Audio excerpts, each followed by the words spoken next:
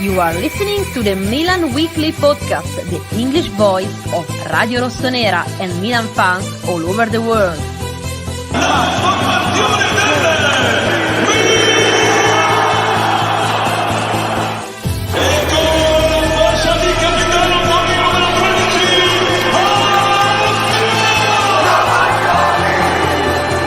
Donnarumma and the double, sensational from him.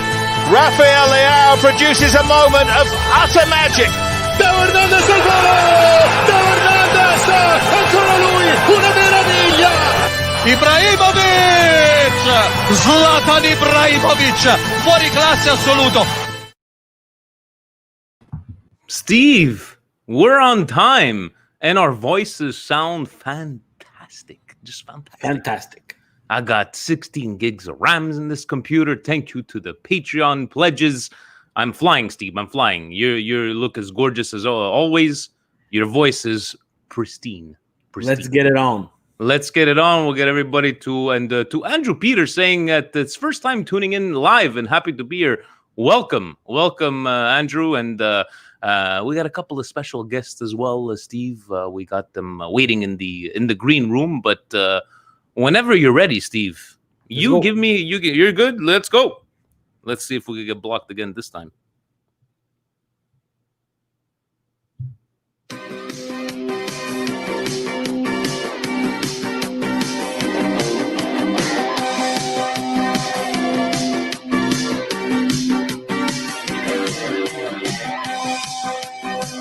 And that's what Milan has been all about, Steve.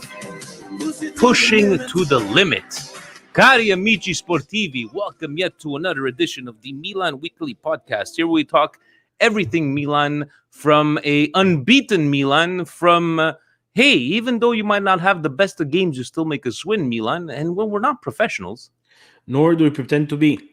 Steve, a hell of a week we've had. Hello to everybody on the chat.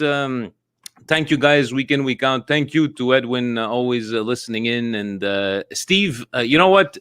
Yes, we're going to talk about the game. Yes, we have questions. Yes, Patreon. But first, I just wanted to say thank you to Juan Milanes, our newest Patreon. And thank you, guys. Thank you so very much. Sent you guys a message, just what you brought to the Milan Weekly Podcast. We appreciate it very, very much. And for one, Steve, that the Canadian dollar sucks, but it's good for us on that end. So thank you. Thank you very much to all. Yeah, thank you. And thank you also to everybody who hosts our podcast. Forza Italian Football, Massimo Incone, we see him on the chat there, letting us post on his Facebook pages. It's amazing. The retweeting of our podcast, the subscribing to our podcast. And guys, I know we've been pushing for this 1,000 subscriber. Guys, it's not that we want to be rich. It's just at 1,000 subscribers, YouTube makes us do a little bit more fancy things. So we want to try to do some more fancy things for you guys. So if you can get us to 1,000 subscribers, after that we probably won't bug you till we get to 2,000. There we go. So Steve, before we get in to today's game, Presidente sent over a fax to some of our friends, our Milan brothers. They got quite the little happening there on the YouTube. We're talking about Kush. We're talking about Ari Rossonari TV. I see what you did there. But thank you guys so very much for joining us tonight, guys. We truly appreciate it. But now it's the time to put yourselves over, as we would say in the wrestling world. Kush, Ari, welcome. Please talk to us about what you guys do and how can they find you on the interwebs? Yeah, thanks a lot, man. Thanks for having us on. So how it all started was this crazy guy who keeps yelling every time Ibrahimovic scores caught my eye. I had started the Milan Corner a while ago, and this guy just starts screaming after the Rio Ave penalty shootout. And I'm like, who's this guy? I gotta like get in touch with him. I gotta see like if he can come on, make some videos, and like let's combine our channels. So Ari actually started Rossonari TV. I had the Milan Corner, and I was like, yo, let's get together, do something good, do something special. And he's like, yeah, I'm game. So then we just combined our channels. So now it's the Milan Corner with Ari and Kush, or Kush and Ari, either way. Yeah. Yeah. And that's kind of how it started. We just want to do everything Milan. That's awesome, guys. And for you, Ari, yes, other than the guy screaming on YouTube all the time whenever we score, tell us a bit about yourself and how did you become to love our beloved red and black? What's up, guys? First of all, thank you so much for having me. This is your boy Ari, but we are not Rossoneri no more. Not Rossoneri TV, as he said. We're TMC. But yeah, man, I've been a Milanisti for about 12 years now. I started in 2005, where I used to take Brazil in FIFA 05. That's the first FIFA I played, and that's because it had Ronaldinho, Kaká, and all these guys, the Ronaldo Nazario, all of these guys. And then my dad was playing FIFA with me those days, and he started taking this club called AC Milan. And my first moment of intrigue with this club was when I couldn't understand why my players were playing for this thing called AC Milan. Because I was taking Brazil, and Kaká, Dida, Cafu, all these guys were playing on the other side too. That's when I Googled what AC Milan is. And, that was the greatest Google search I've ever done in my whole life. I, thank God for that Google search every single day, because that's what made me ultimately a red and black. That's awesome. That's awesome. And yes, you can catch his videos there on the YouTube. Always entertaining. And Steve, he reminds me of young us. When we're all full of piss and vinegar, all happy at everything. And now we've become, well, maybe you more than me, more negative and more nitpicking. But I hope they're ready for today's dissecting of the game, Steve. But are you ready to bring these two Milan brothers with us today? Yes. Let's go. Nice and short. Guys, let's take it over yesterday. Udinese and Milan, 6:30 a.m. start for us. Gio in California, I think, had to wake up at 3:30 in the morning for that time. And the Caribbean are saying that, I think that's Craig, they're saying that there is no time change, so he thought that we had booted us out. No, we're still here. We're still here. But Steve, let's start off by seeing the starting lineup. Exactly what we were expecting. I don't think we were going to see any players from the game in the Europa League, but starting, with the Cananoglu, Leao's, Sausage Maker, Kessie, Benacer, not surprised? No, he was going to start his strongest lineup. He wants to rebound from the tie against Roma. There's nothing in the Europa League, guys. We saw the match. It was a Sparta Prague game that Sparta Prague unfortunately didn't play for about 7 months now. They're in total lockdown, so we were playing a team that unfortunately was just not game ready. But I think they still had a tough pill to swallow with the Roma game. I don't think if Gigio plays that game we tie, but we just didn't do enough to win, and it's okay. We're gonna tie from time to time, and hopefully we don't lose. But I like the reaction against Udine. Definitely a lot of people talking about, tre punti sofferti and, looking at the way we played the game. But Ari, how did you feel even at the beginning of the game? It didn't look quite, it wasn't bad, but it didn't look as what we've been used to the last 22, 23 games of Milan. How were your first impressions of the, first 20 minutes, 25 minutes? Oh, no, absolutely. I agree. Didn't quite look as exciting as I might have wanted it to look. But, I kind of, what I was seeing on the field was that they were playing kind of deep, and the lines between the midfield and defense wasn't all that, what I grabbed from those first 20 minutes was that we couldn't really exploit those between those defensive and midfield lines, which mostly we've been doing since pretty much January, right? Or, since we became invincibles. So, I feel like that was really somehow hurting Milan. And of course, there's the fatigue that our boys are going through. So, yeah, I wasn't feeling all that good in the first 20 minutes. But then, after Kessie, I got some little, comfort. Definitely, Kessie with that goal there, but Kush, we can talk about, we capitalized, but Kessie at one point almost gave up a goal, some mistakes from Kajar, but in the end, it's like take me back to the last time we're at Udine. Gianpaolo, I think it was the second or third game, and the difference. Exactly, the difference between maybe us now, let's say, looking at Milan the way we started playing, are you still with that same stress that maybe was a year ago, or did you keep that confidence saying we got this? Well, I mean, I think going off your previous question, I think there's one word that sums it up: fatigue. These guys are playing week in and week out. There's like repeat fixtures. You play on the weekend, you play during the week. Every 3-4 days, these guys are playing, and at some point in time, you're going to see their performance start to, it's going to impact the performance. When it comes to year over year, if you look at how the team's shaping up, I think we got some great problems. We got Tonali sitting on the bench. That's the kind of depth we have now. Is he playing well? And that's the whole other debate. But these are the kind of players we have. We have Rebic on the bench. We have Tonali on the bench. We have Brahim Diaz coming off the bench. We got Salsa Maker coming off we got some quality players, and all of these guys sitting on the bench, and that's a problem. For the longest time, we were just waiting to find the right 11 to play with, and suddenly we got a 11 squad and we got depth on the bench. So I think year over year growth, it's been impeccable with especially with Pioli's leadership. And definitely, Steve, Andrew saying long time since win these ugly games, and that's what's been a bit of a different kind of outlook on these past 3 games, where even though we don't play as good as we're expected to do, we're getting these 3 points. How many times do we have to repeat that for Juventus or for Lazio last year? Winning ugly but still getting the job done. Did you see this game as even Ibra, guys? Let's be honest. Ibra did not look at 100% at the beginning, looking like he needed a rest.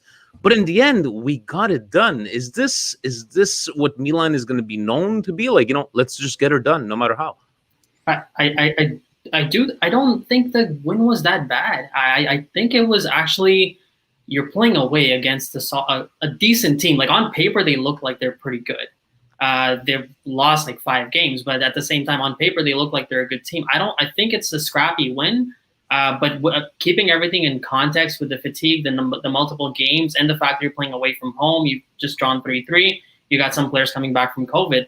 I think a 2-1 win away at Udinese in a good season, 2010-11 when we won the Scudetto, these are the kind of games that they were winning back then, is those scrappy, hard-fought wins that are very tough to get away from home. If you can get these under your belt, it can be a great season. But that's what I'm getting at, and that was my to Steve there. But a year and a half ago, we were not winning these games.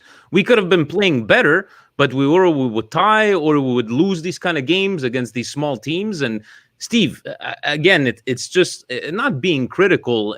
I'm happy we won, but I just felt throughout the game where maybe a year and a half ago I would be like, oh God, this is good. How are we going to get screwed this time? I kept on believing. And I don't know if you share the same sentiments as me. Yeah, you're going to get these games where they're 3 punti su ferti there, and they suffered. Let's be honest, right? We let Udine in this game, right? There was that half a penalty shot call that they wanted at the end of the first half that I don't think was a penalty shot.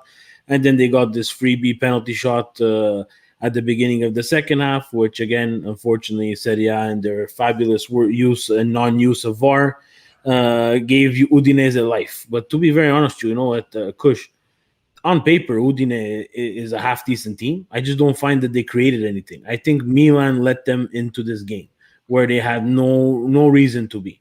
And then that's just a young team, that's Milan, besides Ibra, knowing how to close out a game and knowing how to bury those chances that we do have, or half chances.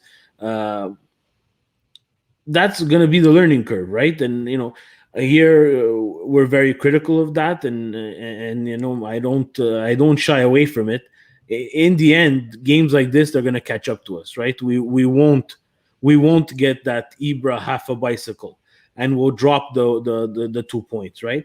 What's important is, Inter lost points this week. That it's important to Napoli loses points. Okay, Sassuolo wins, but Napoli loses points. Juve wins, but Juve is still not convincing. So the team at a certain point in the season is going to have to make a decision. And again, we talk about it every single week. we're not deep enough to play those three competitions. It's just we have some depth. We're just not deep enough in terms of quality to play those three competitions. So they're gonna have to make a choice. And for me, and we'll see, there's some questions that are gonna come in later on there that I saw on Twitter. Look, a lot of things are lining up for Milan in this first 5-6 games of the season, right? You know, a Juventus that's not at the level that we've seen it in years. An Atalanta that last year played very deep into the season, and I think fatigue is on them as well. Napoli, you never know which Napoli you're going to get. Are you going to get the Napoli that killed Atalanta, or you're going to get the Napoli that lost against the Dutch team in the Europa League? So a lot of things are pointing in Milan's favor, and it's amazing. And I think they need to just concentrate and continue to move ahead. And if we're going to get an ugly win, at this point, I don't care. I've suffered for long enough to take any win. I want you to score with your shin, score with your ass, score with your knee, off someone's face.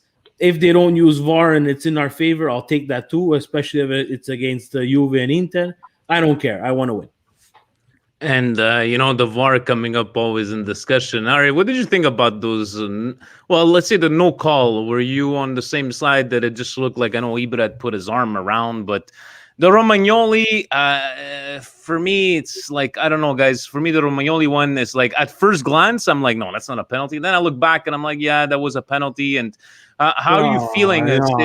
Steve, that was a penalty. Steve, you're taking away the defensive part of the game. How many times do I have to say it on this podcast? His foot touched the if ball. He can't make that challenge, then we might as well play ballerina.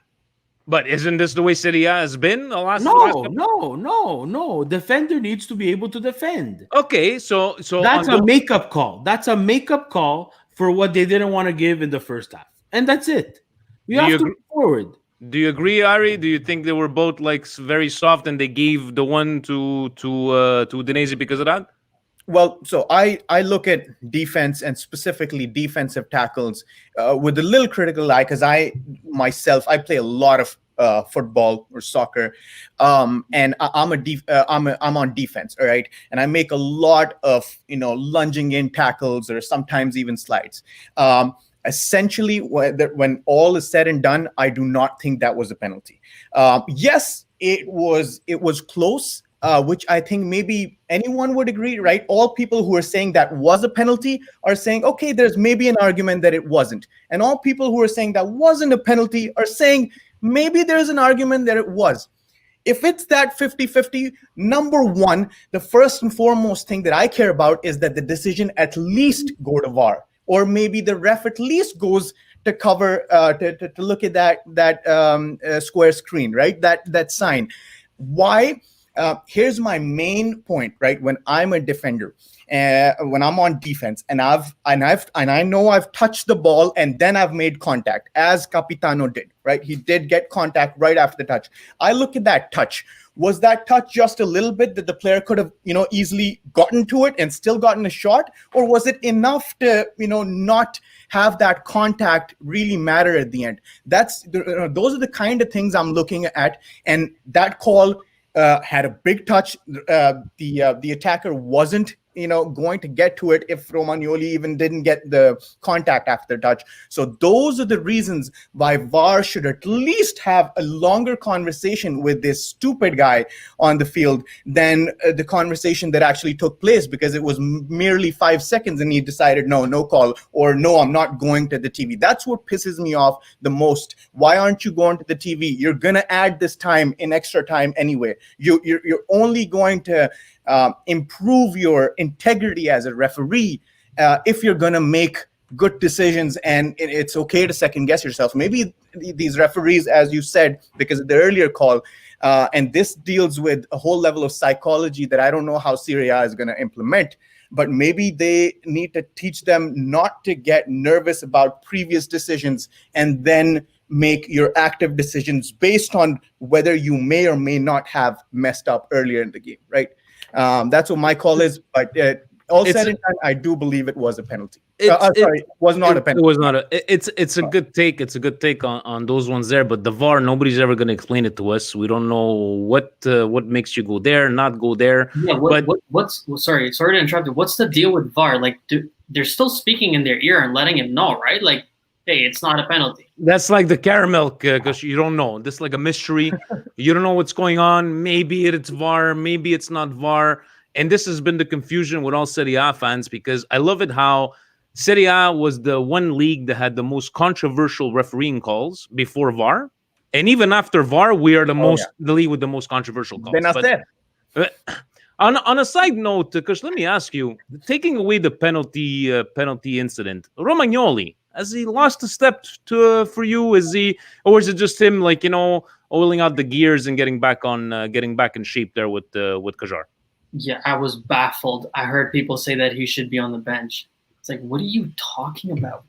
Based on what? The guy he's just still finding his legs. You can't just the same argument was being made for, and I assume you're going to come to that too, was Theo Hernandez. People talking about the fact that he should be on the bench. No, these are your pillars. You got to stick with them when they're not having their best time. And they're gonna have to have game time in order to be able to get their legs back underneath them. Is he having the best time right now in his performances? It's arguable that he's not, but at the same time, you got to give him some time to get back to full shape and show what he's capable of, which he's shown year in and year out. He's Capitano for a reason.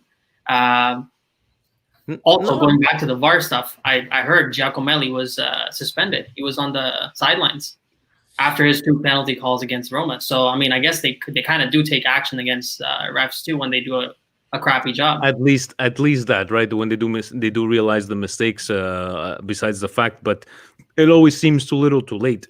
Steve, go get some water. Go get some water. I'm good. It's the COVID.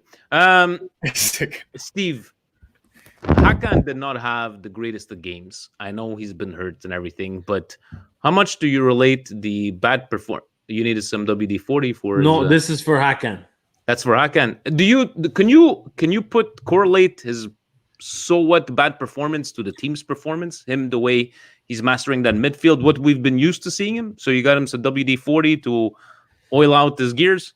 Yeah, I think Hakan is probably still dealing with whatever high ankle sprain he had. I think he's understood right now that his spot is not secure because Brahim Diaz is something special. So I don't blame him, and I tip my hat to him that he wants to play. I'm a bit on Pioli. I think we brought him back too fast, and we know what Hakan is. We've seen him throughout all the time that he's been at Milan, very up and down. And when it's down, it continues to go down until something really good happens for him. And right now, I think he's playing injured, to be very honest, because he was playing fantastic, at the end of the year last year and at the beginning of this year. And the ankle sprain hurts, and the high ankle sprain is probably the toughest injury for one of these soccer players to get over, because you never know when it's actually healed or not. And Hakan, when he's down, overthinks things and tries to do too much. And when he tries to do too much, that's when everybody keeps on screaming at him. Look, I can't say up and down. I've been probably the hardest Milan person on Hakan out there. Last year is because I take the history of the game very serious, and I see Hakan as the number 10 at Milan, and I don't think he's that number 10. I don't think so. Has he been doing good for the club? Yes. But guys, if we want to progress here, we cannot fall in love with these players. We fall in love with the shirt, but we don't fall in love with the players. So I want to give him some more time, Look, there's also the fact that the rumors, as soon as Hakan starts doing good, there's always a rumor that side rails him, right? The whole Manchester United stuff, that they want him. And if we don't re-sign him, he's going to go to Manchester for free with a very high salary, right? So did that kind of unbalance him as well, timed with the injury? He did tweet out saying, what did he put on Instagram there? That, fake news. But in the end, maybe he should have rested on that day. But I know we have a couple of upcoming games too. He's trying to rotate the squad. We'll see what happens. I'm going to take the first question from Patreon. Ari, it goes directly to you because, since you get very excited about the Zlatan. But Derek says, hello, my friends. Do you think Milan has the gas to continue at this rapid pace? Specifically, does Ibra need specific rest days to keep him fresh for the season? Now, we can joke around to say Ibra decides when he goes on the bench or does not on the bench. But seeing his performance at the beginning, he seemed a little off at times. But do you think that he might need a forced, maybe a sit down? I'm not saying maybe, we got Lille, maybe against Lille because we already have those 2 wins. We do have Verona at the weekend. What would you do with Ibrahimovic? With his permission, obviously. Look, as everyone knows, I absolutely adore Zlatan Ibrahimovic. He is an idol, a legend of the game, and he's just proving it more than ever right now. Do I think he needs rest or should have specific forced rests here and there in these if we are to progress further in the other 2 tournaments as well? Absolutely. I wouldn't want to be the person telling Ibra that you gotta sit down, but I as an Ibrahimovic and a Milan lover, absolutely need him to rest. He was, I don't know if you guys noticed or not, 94th minute this guy was pressing in the middle of the field, 94th minute, and in the next 30 seconds the whistle. I love that. I absolutely I don't think I've more passionately loved any single individual on earth more than Ibra, and I have a girlfriend. But I absolutely think we need to find solutions to have Ibra at least, start playing some of these games for 45 minutes. Because I've seen some games where we're comfortable and Ibra still playing. That stuff annoys me a little bit because at least in those games Pioli can work to take him off because Ibra, we've established that Ibra is very important to us, but we're not dependent on Ibra. We've established that because of the amount of players that are scoring and because of, how we're not, some teams that play Ibra, they've played Ibra in the past, have played a certain kind of football at times. I don't want to call it dirty football, but maybe it's just instinctive. That kind of football is just lumping to Ibra, lumping to that big Edin Dzeko or Zlatan Ibrahimovic-like personality in the D, and missing out on all those chances that you can create with direct play. I don't see AC Milan doing that, which is why I say we are Ibra is immensely important to us on and off the field, but we're not dependent on Ibra. And so I believe the beautiful bald head of Stefano Pioli should definitely start to figure out a schedule where Ibra gets enough playtime, but also gets his rest that not just Ibrahimovic, but the whole Red and Black nation needs. It's very well put. Speaking of Pioli, Steve, me and Steve actually got burgundy turtlenecks because we wanted to dress up as Pioli. And as soon as he stopped wearing them, they started winning. So, Steve, I don't guess we're going to be wearing those ones there. Kush, let me ask you the next one. Still from Derek, he says, if we could pursue one player that is on a dry loan, who would it be? My choice is Brahim Diaz. Real Madrid has a plethora of these players, these types of players. Can Maldini convince Madrid? I know he's completely on a dry loan. I don't even think there's an option to buy. But out of all these players, Dalot has been very nice so far, from what we've seen. But Diaz, is he a guy that you try to do what you got to do and see if you can sign him? Is he? Have you seen enough for you to declare? I'd go for Kalulu. Kalulu, okay. Why Kalulu? I'm just kidding. It's such an obvious. I was like, let's have a discussion about Kalulu. Brahim Diaz, that's our man. That's the only guy we got to go for. At the same time, it's an interesting thing that if you look at some of the decisions that were made by the management, I'm not an executive, so it's a misplaced thing to say, but it's kind of just the layman's opinion on this. The decisions made by these guys, you almost feel like they were season oriented, not totally future oriented.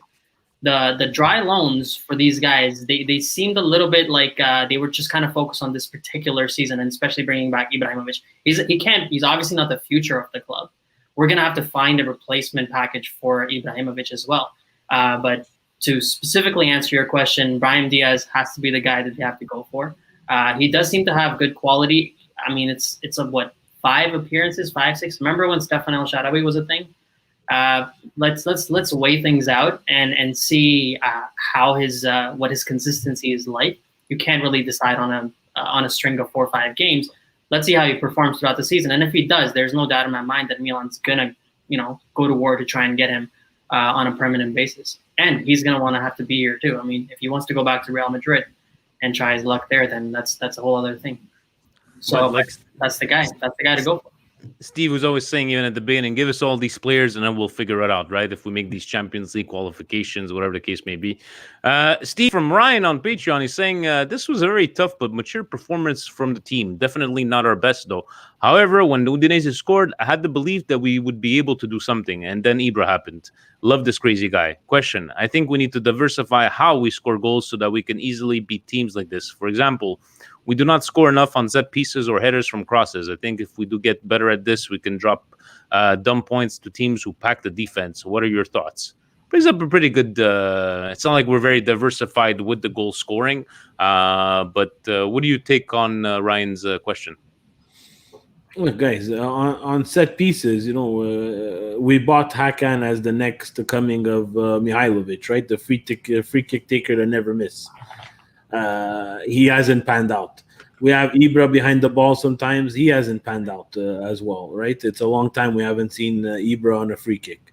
It's hard, guys. Look, one of the second or the second best player in the world can't even hit off free kicks. Ronaldo keeps on hitting the wall. It's an art, guys, and it's very hard. The keepers are getting better. The wall and what they're doing with the wall and the rules to keep the players out of the wall from the offensive team is making some big things as well. In reality, we don't have besides Ibra, we don't have the team that's going to score a lot of goals off crosses and headers. It's just we're not made that way. We'll take them as they come, right? We'll take them as they come. We have no choice because, the defenders are not going to be worried about Brahim Diaz in the box. They're not going to be worried about Benacer in the box. We don't want Kessie in the box. You know how he is in the 6-yard box. He's going to end up hitting someone in the crowd when they let the people back. So the crosses, it becomes repetitive when you start crossing the ball too. I don't mind the way they're scoring now. Maybe it's not diversified, but hey, they're getting in there, right? We've seen through balls. We've seen, Leao is a wicked cross, guys. I have to admit that Leao knows how to cross the ball inside the box. Has been fantastic on that side there. Steve, David, he doesn't want a question. He just says, "Hello, my friends. No questions this week, just statements. Juve will not win a 10th straight Scudetto. Inter will not win the Scudetto. Napoli will not win the Scudetto. Atalanta will not win the Scudetto. Roma will not win the Scudetto. This is our year. No magic wand, no jinx. I feel like things are falling into place for us. Enough is happening with others. 2021 may just be the perfect storm. Why? Why not?" He says. Is he too enthusiastic? Enthusiasm is right up your alley. What do you feel about Dave? He's feeling it, Dave. After 6 games, David from Philly, he's feeling it. Are you like a mush like me that you do not like to pronounce predictions because it's going to go completely the other way? But do you share his enthusiasm? Are you getting all goosey feely on the inside? So here's I understand what that means if that is the word. So here's the deal. I'm trying to stay sane. I'm trying to not get ahead of myself. But there is no denying the fact that there's a feeling around the nation, the Milan nation, that something's happening. So I have a friend over here. His name is Jack Bonaventura, by the way. Jack Bonaventura. Jack Bonaventura is the only person I usually go to with these things where I don't have to worry about karma hitting me, about jinxing anything. So I will not say to you guys that Milan has a chance to end not only just end Juventus's run, but also grab an absolute miracle of a Scudetto. But to Bonaventura, I will tell that. So I believe, but I'm gonna wait till Christmas, at least on my crazy videos, before I start rooting for the Scudetto. I know. I've decided. I can start hearing the Champions League music a little faded in my ears. Oh, I'm playing. I'm learning it actively on the piano right now. You were learning, but we're not there yet. We're not even close. No, I'm actually learning it for the day. We make it. You're gonna see it on the video. I play the piano, and that is one of the most beautiful symphonies ever to be created on a piano. I think not just for football fans. It's beautiful, the music. Yeah, so I'm actually learning it right now, and I'll play it the day we make it. That we're definitely making. The Scudetto, I'm waiting for Christmas. Okay. We'll be watching. We'll be watching for that one. Kush, from last question from Patreon. What do you think? Gio from California says, "Hey guys, keep up the great work." Question: would you guys go for Isco from Real Madrid? He has been told he can go in January on a loan with obligation to buy for around 18 million. Not very. I know the name of Isco. I'm not going to say I'm a professional. I know exactly what he does or what he can bring, but I know he's got a name. Yes. Steve says yes. Kush, you say yes. I'll pass this off to Steve. Okay, Steve. So yes, Isco. The answer for Kush is yes, and I know Kush. He's gonna say yes. Yeah, I mean, he's a guy who's so experienced. He's played in the top flight. He's Champions League appearances, medals. The guy's done. He's so experienced. If you can get a guy of that quality for 18, it sounds like it would be an easy call. There's a hidden beauty behind that transfer. If it happens, it's because Juve have tried so long to get him, and they couldn't because they can't organize their financials. So even the 18 million is well spent, even just to piss them off. It's an added bonus. But Isco, guys, that's it might again. Is it an Ibra type signing? Is he the future? Absolutely not. No. But to win Champions Leagues, that pedigree, knowing what it takes to get to that next level, it's all in that project. It's all in that recipe that's needed for this Milan to get to where we all want it to be, right? Back in Champions League, back at the top, back winning titles, back winning cups. There's things that we have to talk about, guys, because it's not all fun and dandy. We have a little guy, I don't know if you heard about him, number 99. He still doesn't have a contract. And that doesn't seem to be coming up very much on the news, but we're all hoping for that re-sign. And I think we spoke about this. I don't know if you guys agree, but pay him what he wants. Give him $10 million a year. Whoa. You know what I mean, Steve. Pay him what he wants. I'm not saying give him, but we would go up to $10 million a year. Yes. Gross. Would you guys give him that? Yes, gross. Sir. Yeah, I mean, 10 million gross. I'll move that's $5 million a year. Raiola's gonna do his things over there. He's gonna do percentage. You're talking about 20 million that he's gonna ask for, which is 10 million in his pocket. What do you want to give him net? What do you want to give him net? 8? He's gonna want 10. He's gonna want 10. He's net 6, right? Yeah. What you just give him. Handanovic is. How much is Handanovic? He's got to be the highest paid goalkeeper. Yeah, that's why I'm wondering. I would maybe base it off of that, what my max would be. I mean, my max for Gigio would be very high, but I'd need to know some goalkeeper salaries to be making that max decision. The problem with that, Ari, is unfortunately, Mino Raiola is not stupid. People might think he's stupid, but he's not. So he's not going to look at who's the highest paid player in Serie A. He's going to look at who's the highest paid goaler right now. In terms of salary. And rightly so. I mean, Gigio is not just one of the best in the Serie A. He is one of, if not the best in Europe, I believe. He's absolutely phenomenal. So people hate on Mino for his sleaziness, but at the same time, that's his job. And I think that's where the problem. We've said the same thing. He's doing his job. Don't get mad. I get pissed off because I'm looking at this with my heart. But the guy's doing his job, and don't get mad at him that he's doing his job as an agent, where maybe the other agent are not as public or not as vocal as Raiola. But in the end, you know what, guys? We all wanted his head when the whole Chinese came in and he backed away with Donnarumma. He was right in the end. He was right, you know. So sometimes we gotta eat our words. But Christian Steve stole your question. But another question about the transfer says, Eddie Milanista says, say an acceptable offer comes this January for Hakan. Would you take it? Possibly use the money to buy Brahim Diaz. I feel Milan should sell Hakan with his value at his highest. Do you think he deserves a renewal? And will he produce consistently? Again, you know, the value or the price, I know that he's finishing up his contract, but, you know, would you sell Hakan? Would you sell Hakan, first of all? And the difference is that would you sell Hakan to buy Diaz? I think everybody would say yes to that. But would you sell Hakan for the right price? Well, is it like a Suso? You know, like you take the money?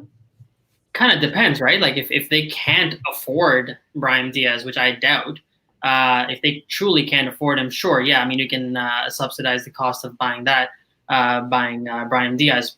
I am a little bit different when it comes to Hakan. I think he's a very good player. He's been in Milan for a few years now, and we somehow forget the guy is still 26. Like a footballer's prime is what, like 27 to 30, 31, somewhere there. He hasn't even technically hit his age's prime. And at the end of last season, the beginning of this season, he was playing really well. It's just the last few performances that I feel like have plummeted down. I don't want to talk about a couple of years ago. I'm just talking about very recent past. I would try and keep him. I wouldn't really sell him. You're gonna have another trequartista. It's Brahim Diaz. You're gonna need depth no matter how you look at it, right? So unless a crazy amount comes on, Steve, what would be your number to sell him at? There's no number, Vinny. The contract's expiring. The contract. No one's gonna give you any money. That's true. So it's not unless they resign him, no one's gonna give you any money. Then you have to make a decision. How much does he want? How much does he want, and where are the other people? How much is Gigio gonna want? You see, the guys, it's a recipe. Yeah. It's as if you're making a plate of pasta, and you're making the sauce. There's a lot of ingredients. You know, it's very simple. The sauce, a beautiful tomato sauce, guys, very simple. But you know, my mother has some little secret things. How much salt do I add? Just put this. There's no amount, and it's the same thing for what Milan's going to be going through in the next couple of months. But Stevie, Hakan apparently wants, I think, 6 or 7. What do you think about that number? I think it's too high.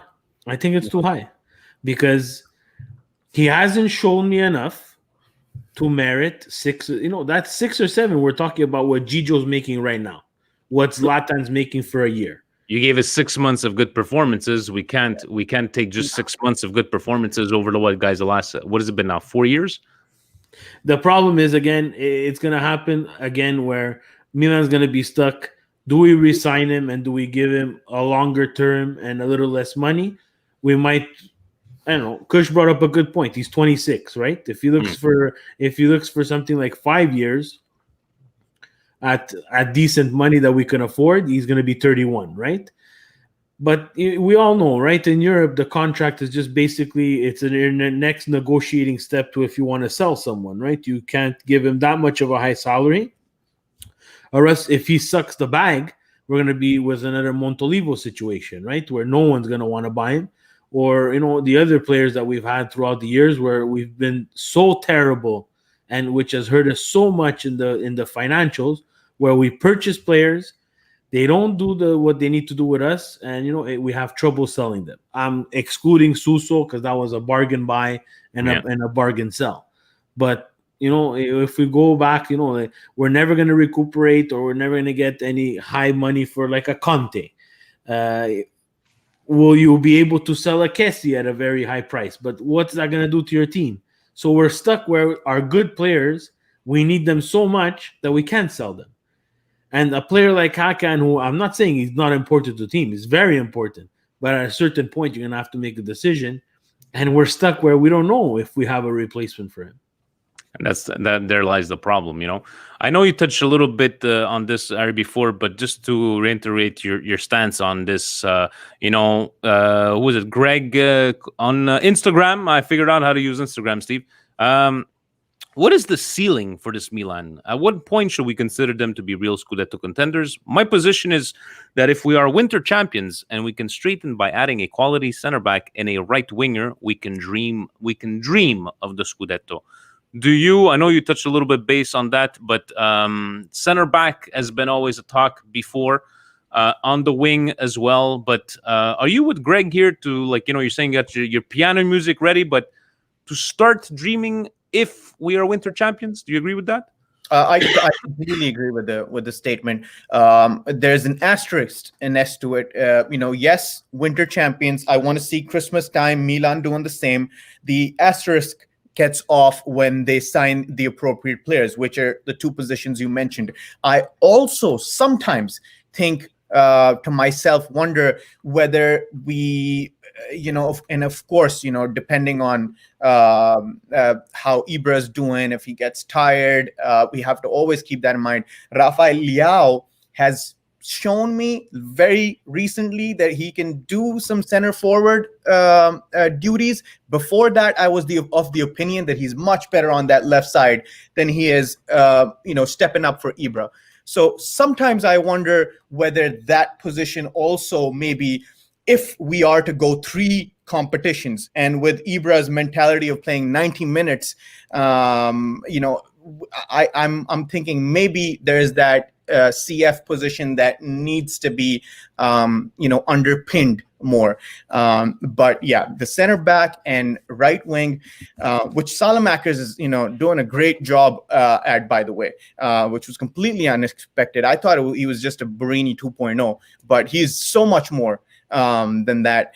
Correct yourself. There's no such thing as Borini 2.0. There will only be one Lord Borini, please. Do not disrespect Lord Borini. Thank you. Absolutely. And he's without a team right now, Borini. I think we should call him back, the jack of all trades. Let's take it over to another one of these questions. Why can't people put the hashtags? Okay, hold on a second. We got hashtag Steve. I think it has to do with what is it saying here? How big is an acquisition of is Nick Gents for AC Milan Club Montreal? Do we have a similar effect on morale as Zlatan has been for the big club? I don't know, Nick Gents, but thank you for joining the Milan Club. I think he's part of the Calcio guys podcast. Steve, do you know him? Very big buy. Very big buy. Colpo Glamoroso in the club. Stupendo. What else do we have here? We have, my God, is it hard to have to click Ask Vinny and Steve? Ask Vinny and Steve. Humud, Steve, our friend Humud from the Kingdom of Saudi Arabia. Steve He's back. A sign of a team improvement is when you win a bad game of Forza Milan. So Humud, he's always on your side there, Steve. But this guy, Stefano Polillo, asking if you would have to cast actors to play Vinny and Steve in a Milan Weekly Pod documentary, who would these actors be? Why don't we ask our distinguished guests here? So who would play? First of all, we did try that one time, Steve Jr., that you were Schwarzenegger and I was Danny DeVito because I'm a little shorter. But guys, who would play Vinny and Steve in a... are we on Netflix, Steve? Is it going to the movie theaters or straight to DVD release? No, Netflix. This is it has to be a documentary that everybody can click on. Like they're doing Vince McMahon, a documentary on Vince McMahon, 4-part series. Are you excited about that, Steve? The highest grossing documentary. But guys, any idea who would play Steve? I got the perfect guy for Steve. Who would play Steve? Mino Raiola. Okay. Yeah, that's okay. Yeah. I just need the glasses. Get rid of the beard. Yeah, I would think with the beard, maybe a mesh between Stefano Pioli and Mino Raiola. That would really wearing a hat. Yeah. That's what I was thinking. And then you gotta talk like Mino Zidru with that that accent from over there. But let's take some. But thank you, Stefano Polillo, for that question. Christian Bellini Hey guys, in the past few games, Hakan hasn't been the number 10 we're used to. Is he still not 100% due to the injury of the spark has finally out? Also, should the Hoj get more playing time on the left instead of Samu since he is hungry to display his talent? We spoke about Çalhanoğlu, but how about, guys, the idea of should Hoj get playing more time on the left instead of Samu? I'm laughing because I watched the Milan Corner, and Ari said Castillejo didn't get called up because of muscle fatigue. When did he ever have muscles? He looks like wet. He must weigh like 17 pounds. But he runs. He just runs. But are you guys? Do you guys agree with our opinion of Samu? Is that, you know, the fire's there, the heart is there, the grinta is there, but it's just not clicking at all. Like, you know, you see he runs back and forth, but we compared it to a chicken. Paul Sorvino, that's a good one, Frank. But are you guys on the same opinion of us? For Samu, is like, I'm sorry, dude, it's like you're doing your best, but your best ain't good enough. Yeah, I think I tweeted it out too. Ibrahimovic seems to be the most annoyed with Samu. He's always yelling. That poor guy looks like he's like getting scolded like he's in class every 10 minutes. Hey, Kush, don't you love it when he misses a pass and he looks at Ibra and he does the and Ibra like this. Yeah, he probably avoids any type of eye contact with Ibra. But yeah, it's tough. I mean, he's fast. I guess that's all that I can say. Yeah. It's just, you're right. It's kind of not clicking. He went through a phase where he was playing pretty well, but he had like 20. Yeah.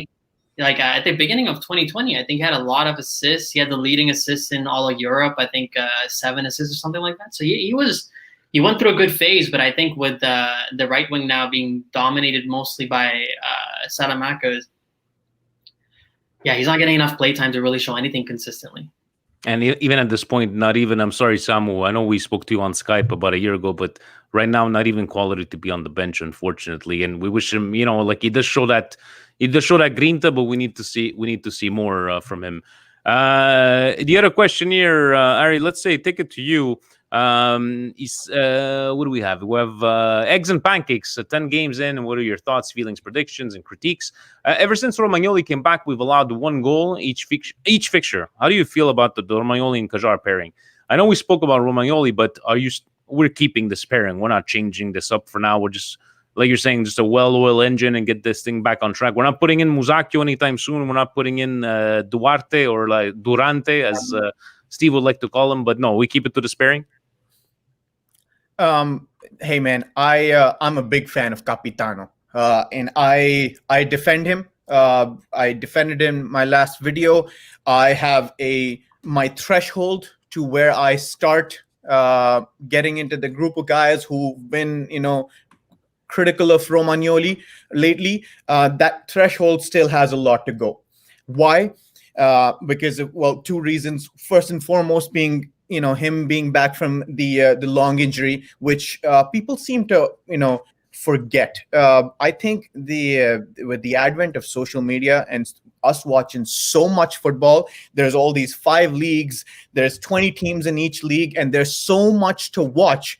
And our brains get refreshed so often that we tend to forget what the impact of an injury can have on a player, just because we're seeing so many players recycle. You know, we really need to understand what that injury does to a player, and sometimes to the dynamic of the player and the team when the player comes back and the team's been doing really well.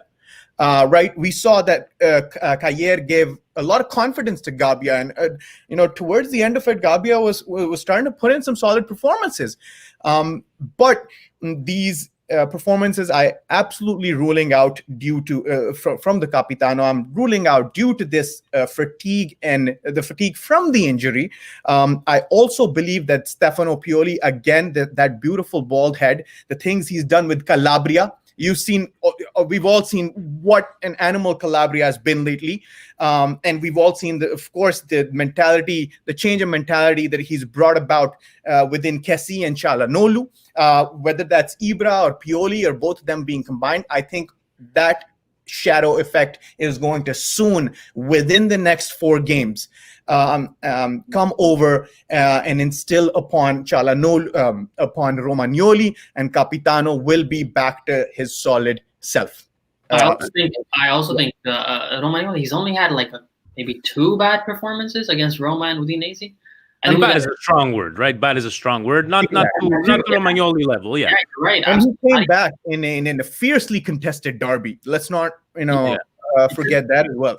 Couple of underwhelming performances. We got to just slow down and just, give the guy some credit. Give him some time. Don't get on his case yet. Definitely. Let's finish off with this one. I find that it's a good question from at Fabio3785. Steve, to you first. Do you think Dalot, with his pace and good play from last week, who has more of a chance of being replaced, Calabria or Tio? Tio hasn't looked his best the past few games. I would say he'd be better on the left back side. I know we only saw a couple of sides there, but nobody's getting replaced, are they? Not from a guy that's on a dry loan, no option to buy. If you're putting a gun to my head and I have to make a choice, it's going to be Calabria. But the thing is, right now, you cannot replace any of those guys. Tio Hernandez, guys, again, very critical because we all know Serie A has a book on everybody. Every manager, whether it be, Iacchini at Fiorentina, to Inzaghi at Benevento, to Ranieri at Sampdoria. Everybody has a book. Everybody understands what these players can and cannot do.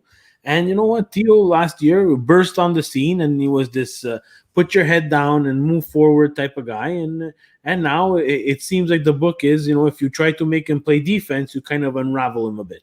Against Udine, I think he was better than the past couple of games, and it was good to see. And he had to be better because Dalot had a half a decent game again in the Europa League, and I think that fire that's ignited underneath those starters, it's the Hakan Çalhanoğlu and Diaz conversation that we had before.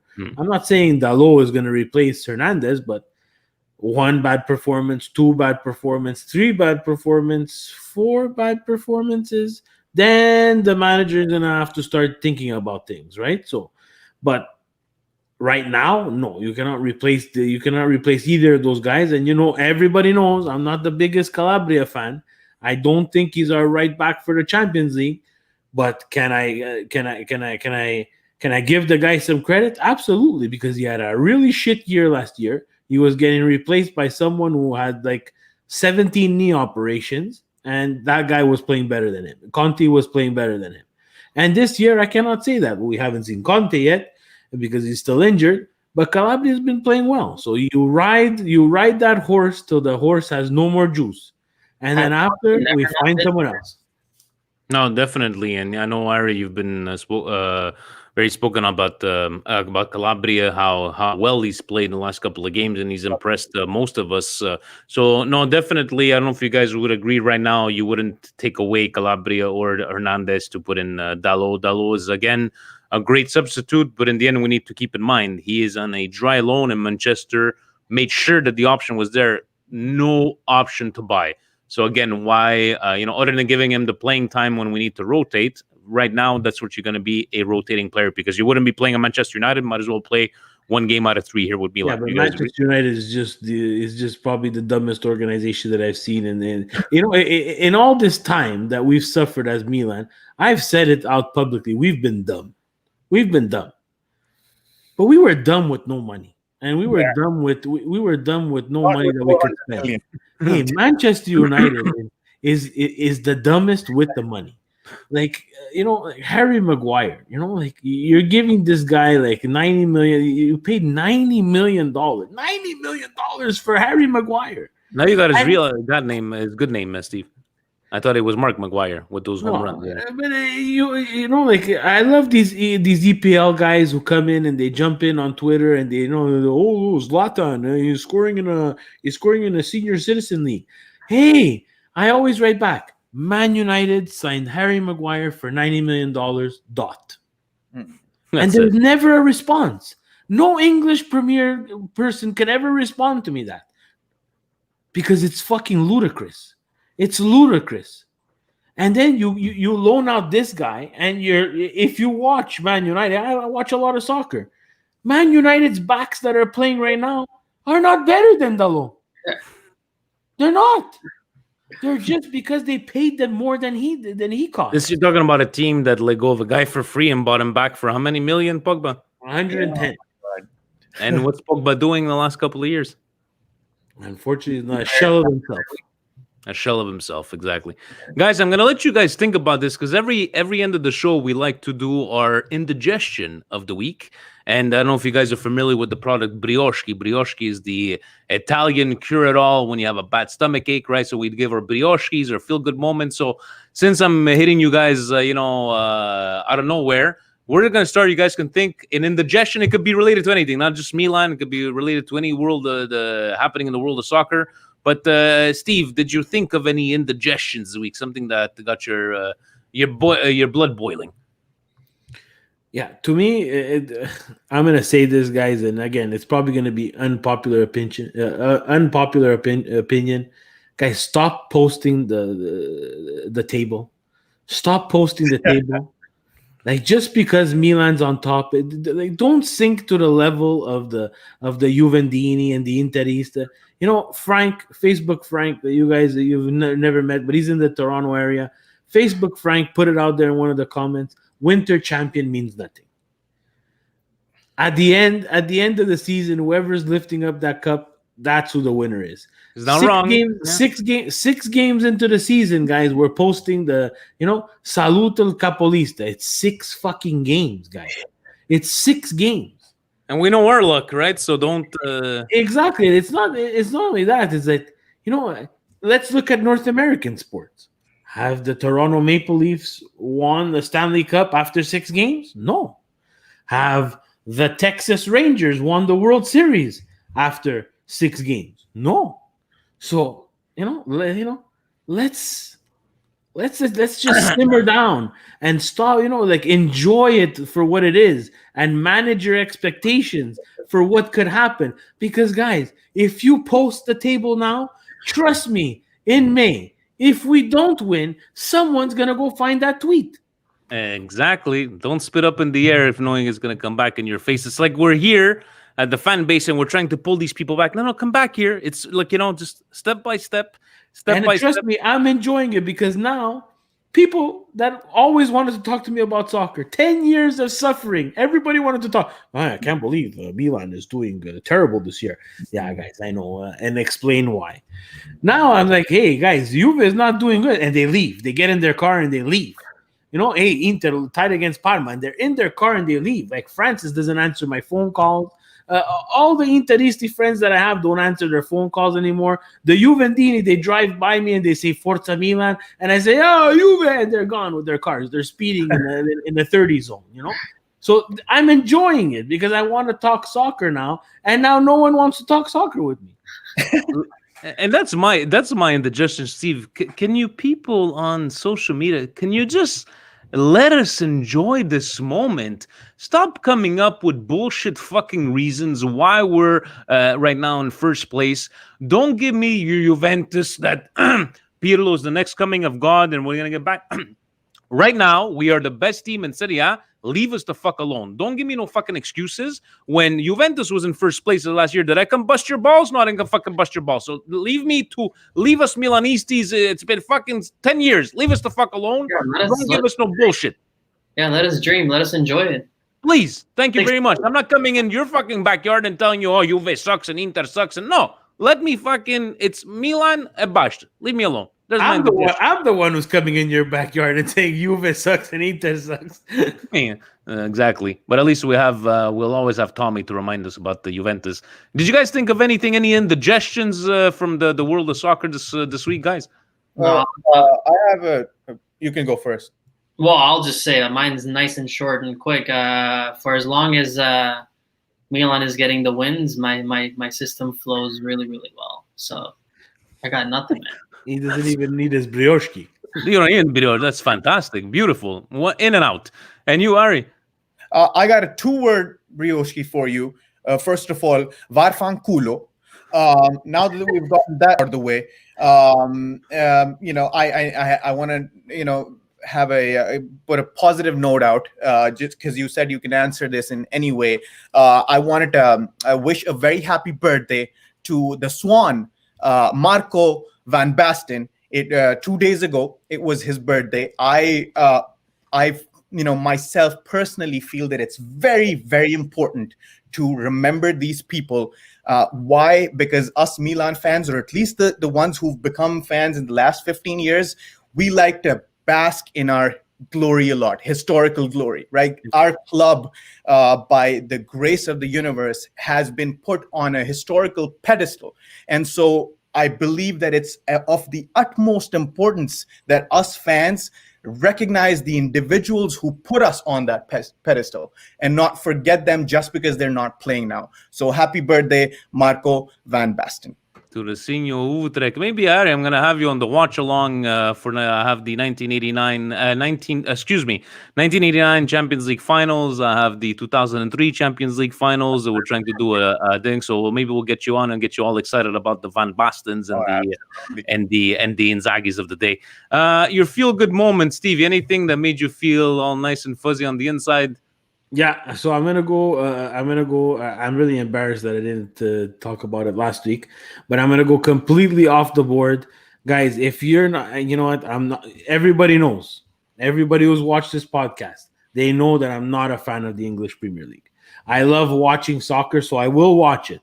I'm just not a fan of the game. I'm a fan of the way they market their game and market their product and make it be the best soccer that's out there. That's really not the best.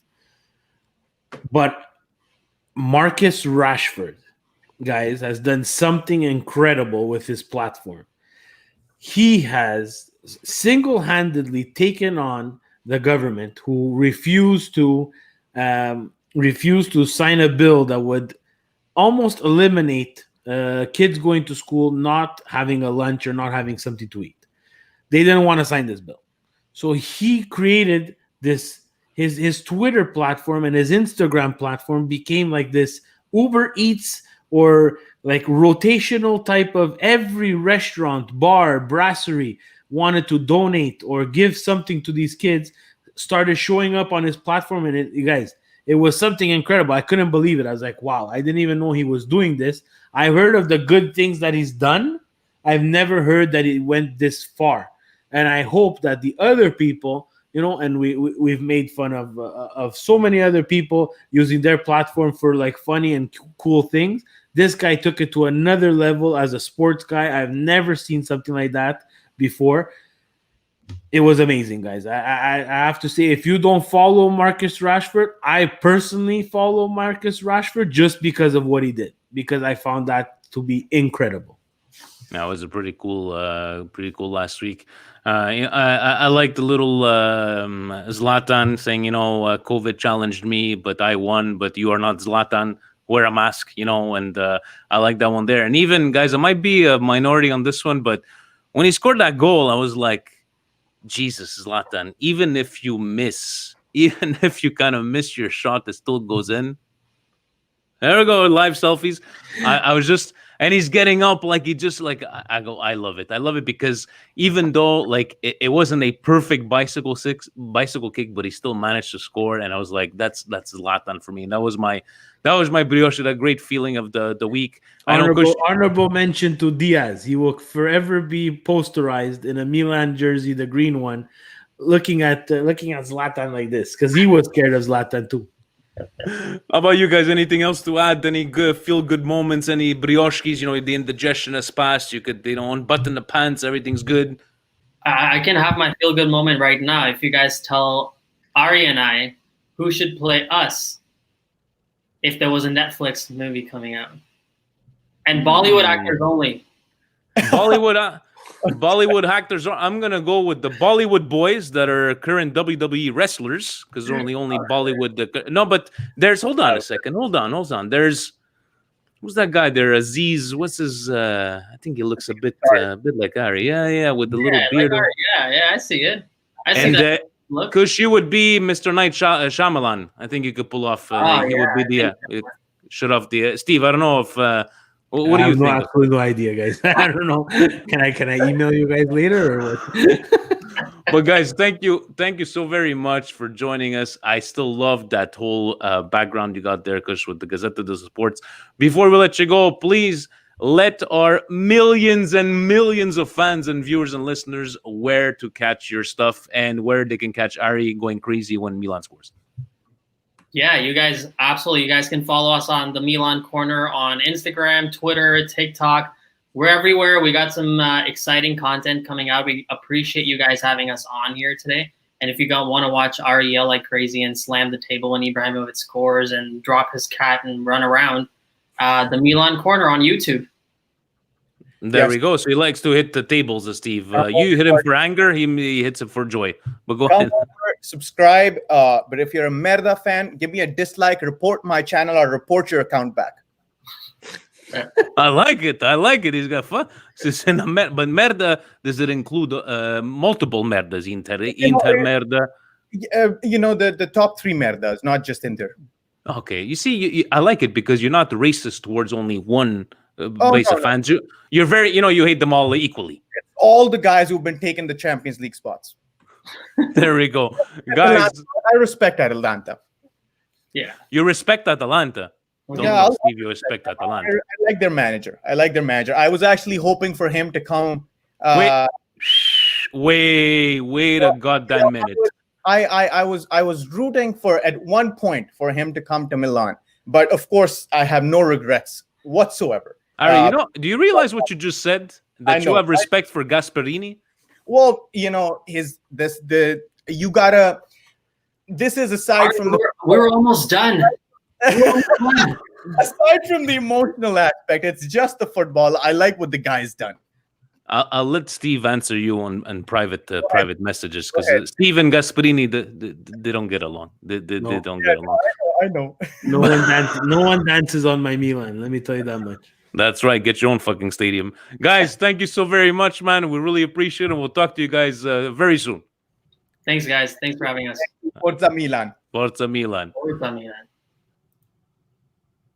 Great guys, great entertaining guys. Nice little long conversation here. Thank you to you guys. At one point, even 60 live viewers, Steve. But Ari's quite entertaining. I like when he does his little videos because, in all honesty, it's like, no, I don't think he's playing a character here. This is actually him, and it reminds me of when we're maybe a bit more younger, and when we used to get we still get excited. Don't get me wrong. Thunder and lightning. There we go. The thunder and Ari's the lightning. There we go. But those guys are awesome. Give them a follow. Steve, any closing words? We got Thursday's game, and then we have on Sunday. Then we're taking a 2-week break. Hopefully that we get some of these COVID cases. Let's just say let's get them before this 2-week break so we can come back nice and fresh. But we should be good on Thursday and on Sunday, Steve.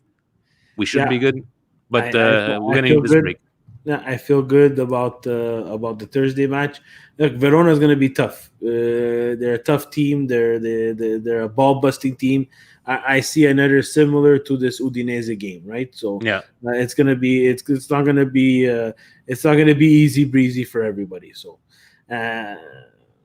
I want wins. I I need them to win. And Gio's with you there saying, "Are you just made a U-turn?" I hate Gasperini was on us at 3:30 a.m. Gotta love Gio, and I think even I don't know if in California they were like because of the hour. I think for them was it 2:30 in the morning, 3:30 in the morning. But anyways, guys, thank you so very much for joining us. Follow at the Milan Corner, Aaron Kush, entertaining guys, and always this collaboration with all these Milan fans around the world, right, Steve? It's just a fantastic love. So in the end. Ovunque e sempre. Forza Milan! Ciao, guys.